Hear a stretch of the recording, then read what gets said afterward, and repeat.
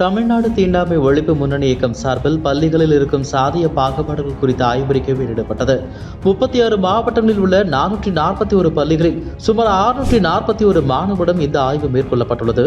3 மாதங்களில் நடத்திய ஆய்வில் 90% பட்டியலின மற்றும் பழங்குடியின மாணவர்கள் பங்கேற்றுள்ளனர்.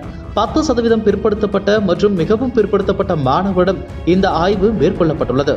இந்த ஆய்வின்படி 441 பள்ளிகளில் 39 விதமாக தீண்டாமை உள்ளது கண்டறியப்பட்டுள்ளது.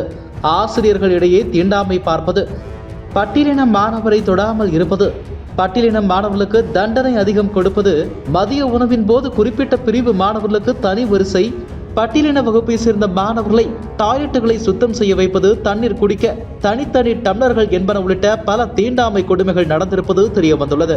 தமிழ்நாடு முழுவதும் உள்ள 30% பள்ளிகளில் சாதிய பாகுபாடு இருப்பதாகவும் ஆய்வறிக்கையில் கூறப்பட்டிருந்தது.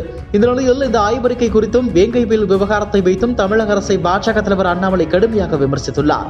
இது தொடர்பாக அண்ணாமலை தனது எக்ஸ் தளத்தில், வேங்கைவேல் சம்பவம் நடந்து 1 ஆண்டு ஆகிவிட்டது. முதலமைச்சர் மு க ஸ்டாலின் அவர்களே, இத்தனை ஆண்டுகள் நீங்கள் போட்டு வைத்திருந்த உங்கள் சமூக நீதி வேஷம் கலைந்து மக்கள் முன் உங்கள் உண்மை முகம் அம்பலப்பட்டு 1 ஆண்டு ஆகிறது.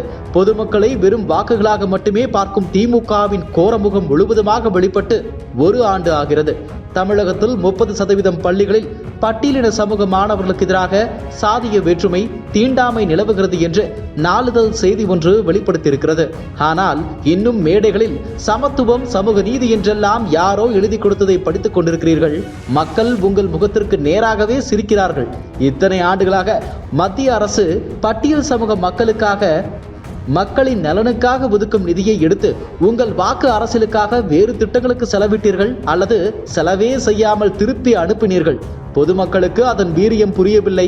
காலகாலமாக நீங்கள் நடித்து வரும் மேடை நாடகங்களை நம்பியிருந்தார்கள். ஆனால் இனியும் அவர்கள் ஏமாற தயாராக இல்லை என்று அவர் கூறியுள்ளார். இதுபோன்ற செய்திகளை மேலும் தெரிந்து கொள்ள எங்களது யூடியூப், ஃபேஸ்புக் மற்றும் ட்விட்டர் ஆப்களை சப்ஸ்கிரைப் செய்யவும்.